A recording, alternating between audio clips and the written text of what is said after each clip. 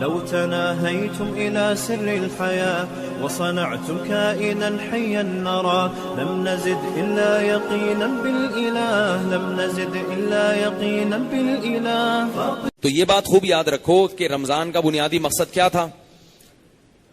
تقوی. اور تقوی کہتے ہیں حرام خواہشات سے بچنا، اللہ کے حکام کو پورا کرنا. تو ہم میں سے ہر شخص کی ذمہ داری ہے وہ یہ دیکھے کہ رمضان میں میرے اندر کتنا تقوی پیدا ہوا ہے. بعض ایسے ہوتے ہیں خوش قسمت جو رمضان میں سارے گناہوں کو چھوڑ دیتے ہیں، بالکل یو ٹرن لے لیتے ہیں، جس طرف جا رہے تھے نا وہاں سے بالکل ہٹ جاتے ہیں. اور بعض ایسے ہوتے ہیں جو 50% تبدیل ہو جاتے ہیں.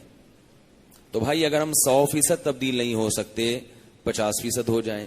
50% مشکل ہے، 25% ہو جائیں، 10% ہو جائیں، 5% ہو جائیں، 1% ہو جائیں. پتہ کیسے چلے گا کہ 1% تبدیلی آ گئی ہے؟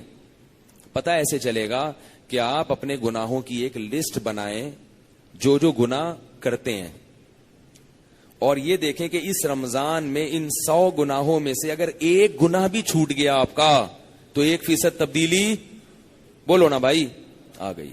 اور اگر ایک بھی نہیں چھوٹا تو جیسے چلے تھے وہیں کے وہیں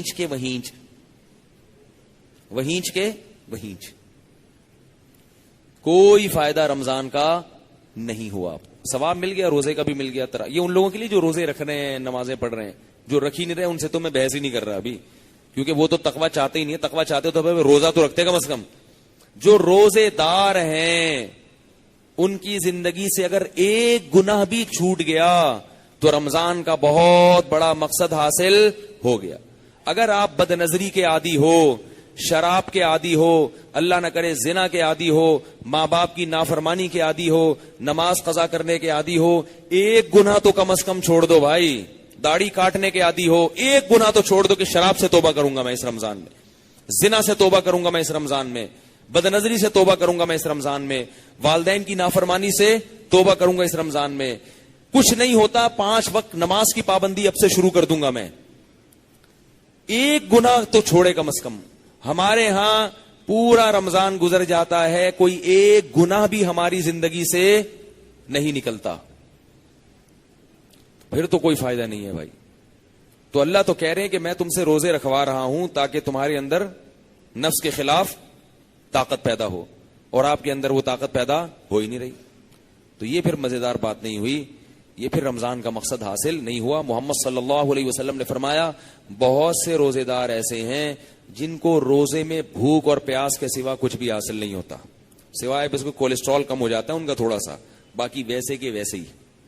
اور بہت سے رات کی عبادت کرنے والے، نمازیں پڑھنے والے ایسے ہیں جن کو رات میں نیند خراب کرنے کے علاوہ کچھ بھی حاصل نہیں ہوتا، بس جاگ لیے، جاگنا سیکھ لیے اور کچھ بھی حاصل نہیں ہوتا. کون لوگ ہیں یہ؟